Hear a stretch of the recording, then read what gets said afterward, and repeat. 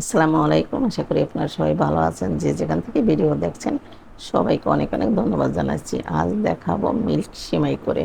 আমি এখানে ১ চামচ ঘি দিয়ে আমি প্রথমেই সিমাইটাকে ভেজে নেব হালকা জালে। আর এই সিমাইটা যদি ভেজে না নেওয়া হয় তাহলে কিন্তু বিজল, বিজল হয়, খেতে একেবারেই ভালো লাগে না।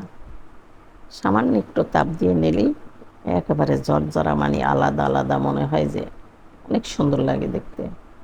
খেতেও কিন্তু সেই স্বাদ। সিমাইটা ভাজা হয়ে গেছে।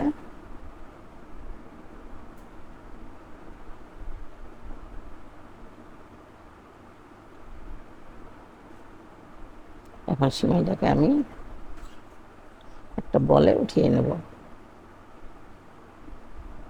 এখানে দুধ দিয়ে দেব। এখানে আমি দুধ দেব ৩ লিটার।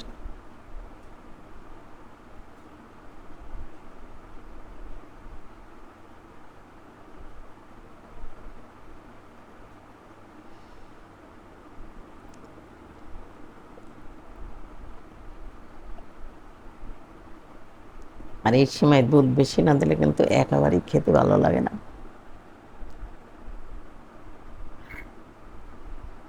দিয়ে দিলাম ৩টা মুখ ফাটিয়ে এলাচ। দিয়ে দিলাম একটা তেজপাতা।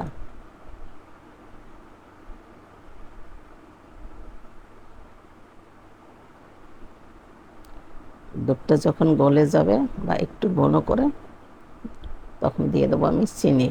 চিনিটা যখন দেবেন তখন কিন্তু জালটা অফ করে নিতে হবে, তা না হলে যখন ফুটান্ত অবস্থায় আপনি দুধ দিলেন দুধটা কিন্তু ফেটে যাবে। স্বাদ মতো দিয়ে দিলাম সামান্য পরিমাণ লবণ। আমি মিষ্টিতে কিন্তু সামান্য একটু লবণ দিই। এখানে ২৫০ গ্রামের মতো দিয়ে দেবো আমি পাউডার দুধ। কারণ লবণ না দিলে কিন্তু আমার কাছে একেবারেই ভালো লাগে না, কিন্তু আপনারা চাইলে নাও দিতে পারেন। এখানে দিয়ে দেবো সিমাই। সিমাইগুলো দিয়ে সামান্য একটু নাড়াচাড়া করেই কিন্তু নামিয়ে ফেলবো, তা না হলে কিন্তু একেবারেই ঘন হয়ে গেলে ভালো লাগবে না। আমার সিমাইটা কিন্তু হয়ে গেছে। কেমন লাগলো আমার প্রিয় ভাই বোনেরা? রেসিপিটা ভালো লাগলে সাবস্ক্রাইব করে আমার পাশে থাকবেন। পাশে থাকা বেল বাটনটি বাজিয়ে দেবেন। একটা বলে নামিয়ে নেব। সেই রকম লাগছে দেখতে।